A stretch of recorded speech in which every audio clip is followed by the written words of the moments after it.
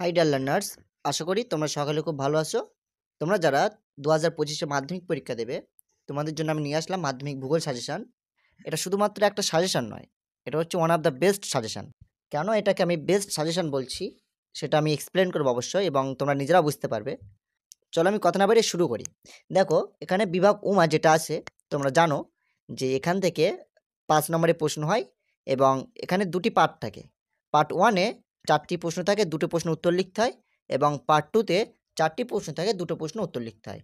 অর্থাৎ টোটাল 5 নম্বরের 4টি প্রশ্নে অ্যাটেন্ড করতে হয়, যেখানে মার্কস দাঁড়ায় 20। অর্থাৎ এখান থেকে তোমাদের মাধ্যমিক পরীক্ষায় 20 নম্বর থাকে। দেখো, এখানে আমি তোমাদের জন্য বেশ কিছু প্রশ্ন আমি প্রেজেন্ট করেছি। তোমরা যদি প্রশ্নগুলো প্র্যাকটিস করে যাও ভালো করে, অর্থাৎ যাদের টার্গেট 90, তাদেরকে আমি প্রথমে বলি যে তোমরা যদি 90 টার্গেট থাকে, তাহলে আমি এখানে যে প্রশ্নগুলো প্রেজেন্ট করব প্রত্যেকটা প্রশ্ন প্র্যাকটিস করে যাবো। ওকে, এগুলো করে গেলে এনাফ। এক্সামিনার এর বাইরে কোনো প্রশ্ন তৈরি করবেই না। আমি যে প্রশ্নগুলো বলবো এর বাইরে এক্সামিনার কোনো প্রশ্নই খুঁজে পাবে না। বুঝতে পেরেছো আশা করি? এতটা আমি তোমাদের গ্যারান্টি দিচ্ছি। ওকে, চলো তাহলে আমরা দেখে নিই প্রশ্নগুলো কি আছে। দেখো, পার্ট 1 আমি এখানে কয়েকটি প্রশ্নে অ্যাড করেছি, আমি জাস্ট তোমাদের আগে পড়ে নেই, তারপরে বলে দেবো বিষয়টা। দেখো, প্রথমে কি আছে, পৃথিবীর নিয়ত বায়ু প্রবাহগুলির উৎপত্তি ও গতিপথ চিত্রসহ ব্যাখ্যা করো। নেক্সট প্রশ্ন আছে, ক্রান্তীয় মৌসুমী জলবায়ু অঞ্চলের প্রধান বৈশিষ্ট্যগুলি আলোচনা করো। নিরক্ষীয় নিম্নচাপ বলয় ও মেরুদেশীয় উচ্চচাপ বলয় সৃষ্টির কারণগুলি ব্যাখ্যা করো। জোয়ার ভাটা সৃষ্টির কারণগুলি ব্যাখ্যা করো। হিমবাহের ক্ষয়কার্যের ফলে সৃষ্ট 3টি ভূমিরূপের সচিত্র বিবরণ দাও। বায়ুমণ্ডলের ট্রপোস্ফিয়ার স্ট্র্যাটোস্ফিয়ার স্তরগুলো আলোচনা করো। ওকে, আমি যে 6টা বললাম, তোমরা যারা দুর্বল স্টুডেন্ট, বিভিন্ন পারিবারিক সমস্যার কারণে বা অন্য কোনো প্রবলেম হতে পারে, যারা পড়াশোনা করার সময় পাওনি বা সুযোগ হয়ে ওঠেনি, তারা যদি পার্ট 1 থেকে আমি যে 6টা প্রশ্ন বললাম, এই 6টা প্রশ্ন যদি তোমরা করে যাও, এখান থেকে তোমাদের 4টি প্রশ্ন থাকবে পরীক্ষায়। ওকে, তো 4টে থেকে কটা করতে হবে? 2টো করতে হবে। তো তোমাদেরকে আমি বলবো যে এখান থেকে 4টি কমন আসবে। এরপরেও যদি কমন না আসে, তবে 2টো কমন এটা 100% পেয়ে যাবে। তাহলে আমি আবার একবার রিপিট করি। আমি এখানে যে 6টা প্রশ্ন বললাম, এই 6টা প্রশ্ন যদি তোমরা দেখে যাও, এর মধ্যে তোমরা 4টের মধ্যে 4টেই কমন পাবে। যদি সেটা না পাও, 2টো 100% কমন পাবে, 100%। ওকে, তোমরা মিলে নেবে এক্সাম দিয়ে। হ্যাঁ, এবারে যাদের টার্গেট 90 আমাদের টার্গেট, আমরা এতটা রিস্ক নিতে পারবো না দাদা, আমাদেরকে আরও কিছু বলেন যেগুলো করলে এর বাইরে থেকে যেন কোনো প্রশ্নই না আসে। তাদেরকে বলবো যে ভাই, তোমরা আরও 2টো প্রশ্ন এক্সট্রা দেখে যাও। এখান থেকে কি কি দেখে যাবে? নাম্বার 7, শুষ্ক অঞ্চলের বায়ু ও জলধারা মিলিত কার্যের ফলে গঠিত ভূমিরূপের বর্ণনা দাও। আর নাম্বার 8 যে প্রশ্নটা আছে, হিমবাহ ও জলধারার মিলিত সঞ্চয় কার্যের ফলে সৃষ্ট প্রধান ভূমিরূপগুলির চিত্রসহ বিবরণ দাও। এই 2টো প্রশ্ন তোমাদের একটু করতে হবে, প্র্যাকটিস করতে হবে। কোন এক্সামিনার এর বাইরে থেকে কোনো প্রশ্নই করতে পারবে না, আমি 100% গ্যারান্টি দিচ্ছি। তোমরা এক্সাম দেওয়ার পরে মিলিয়ে নেবে আমার কথাটা, তোমরা ভিডিওটা সেভ করে রেখে দাও, তোমরা পরীক্ষা দিয়ে এসে আমার কথাগুলো মিলিয়ে নেবে। ওকে, চলো পার্ট 1 আমরা দেখে নিলাম, এবার পার্ট 2। পার্ট 2টা তোমরা কি করবে? এখানেও সেম 4টি প্রশ্ন থাকে, 2টোর উত্তর দিতে হয়।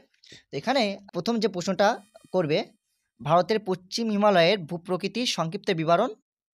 দ্বিতীয় প্রশ্ন, ভারতের নগর গড়ে ওঠার প্রধান কারণগুলি আলোচনা করো। এটা কিন্তু খুব ইম্পর্টেন্ট একটা প্রশ্ন। ওকে, ভারতের নগর গড়ে ওঠার প্রধান কারণ তোমরা ধরেই রাখো, এটা চলে এসছে পরীক্ষায়। ওকে ওকে নেক্সট নাম্বার 3, ভারতের পলিমৃত্তিকা ও কৃষ্ণমৃত্তিকা বৈশিষ্ট্যগুলি সংক্ষেপে আলোচনা করো। নাম্বার 4, গম উৎপাদনে অনুকূল প্রাকৃতিক পরিবেশ বর্ণনা করো। নাম্বার 5, ভারতের জলবায়ু নিয়ন্ত্রণের প্রধান কারণগুলি ব্যাখ্যা করো। ভারতের চা চাষের অনুকূল প্রাকৃতিক পরিবেশ বর্ণনা দাও। ভারতের নগরায়নের প্রধান সমস্যাগুলি আলোচনা করো। যে 7টি প্রশ্ন আমি বললাম, এই 7টি প্রশ্ন তোমরা দেখে যাবে। ওকে, আশা করি এর মধ্যে তোমরা কমন পেয়ে যাবে, 4টি কমন পেয়ে যাবে। এবার 4টে না আসলেও 2টো কমন পেয়ে যাবে 100%। ওকে, এবারে আমি এক্সট্রা কয়েকটি প্রশ্ন বলবো। তোমরা যারা মাধ্যমিকে টপার হওয়ার টার্গেট বা 10-এর মধ্যে যারা আসতে চাও, তাদের জন্য আরও কিছু প্রশ্ন প্র্যাকটিস করতে হবে। চলো দেখে নাও। তোমরা কি করবে, এখানে নেক্সট যে প্রশ্নটা আছে, ভারতীয় জলবায়ুর প্রধান বৈশিষ্ট্য। নাম্বার 9, ভারতের ধান চাষের অনুকূল প্রাকৃতিক পরিবেশের বিবরণ দাও। ওকে, নাম্বার 10, ভারতের পূর্ব পশ্চিম উপকূলীয় সমভূমির প্রাকৃতিক বৈশিষ্ট্যের পার্থক্য নিরূপণ করো। নাম্বার 11, পূর্ব মধ্য ভারতের লোহা ইস্পাত শিল্প গড়ে ওঠার প্রধান কারণগুলি ব্যাখ্যা করো, অথবা পূর্ব ভারতে লোহা ইস্পাত শিল্প কেন্দ্রীভবনের কারণগুলি ব্যাখ্যা করো। দেখো, এই 2টো প্রশ্ন কিন্তু সেম, জাস্ট একটু প্রশ্নটা ঘুরিয়ে দিয়েছে। তো আশা করি বুঝতে পেরেছো। তোমরা যদি এই প্রশ্নগুলো প্র্যাকটিস করে যাও, এর বাইরে কোনো প্রশ্ন আসবেই না। আমি আবারও একবার দেখিয়ে দেই। তোমরা পার্ট 1 থেকে মাত্র 6টা প্রশ্ন করবে। এই 6টার মধ্যে থেকে তোমরা কমন পেয়ে যাবে, 10 এ 10 পেয়ে যাবে। আর পার্ট 2 থেকে তোমরা 7টা প্রশ্ন থেকে যাবে। ওকে? হ্যাঁ, এখানে আরেকটা কথা তোমাদের বলে রাখি। আমি কেন বলেছিলাম যে এটা বেস্ট সাজেশন?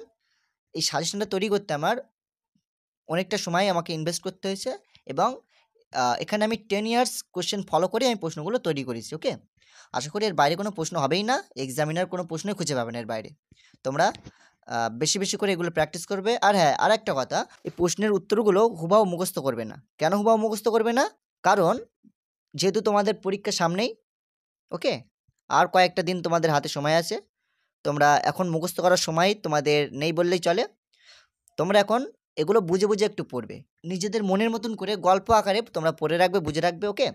তোমরা হুবাহু মুখস্থ করতে যাবে না, তাহলে কিন্তু পরীক্ষায় আটকে যাবে। তখন টেনশনে হয়তো ভুলে যাবে, ওকে? তোমরা বুঝে, বুঝে পড়ার চেষ্টা করবে। তোমরা এখান থেকে 20 নাম্বার কমন 100% পেয়ে যাচ্ছ, ওকে? তো ভিডিওটি যদি ভালো লাগে লাইক দেবে, কমেন্ট করবে আর বন্ধুদের কাছে শেয়ার করবে। আর তোমরা যদি ভূগোলের 3 নাম্বার, 2 নাম্বার বা 1 নাম্বারের প্রশ্নর সাজেশন চাও, তাহলে অবশ্যই তোমরা কমেন্ট করে লিখবে। তাহলে আমি তোমাদের জন্য অবশ্যই ভিডিওগুলো তৈরি করব। ওকে?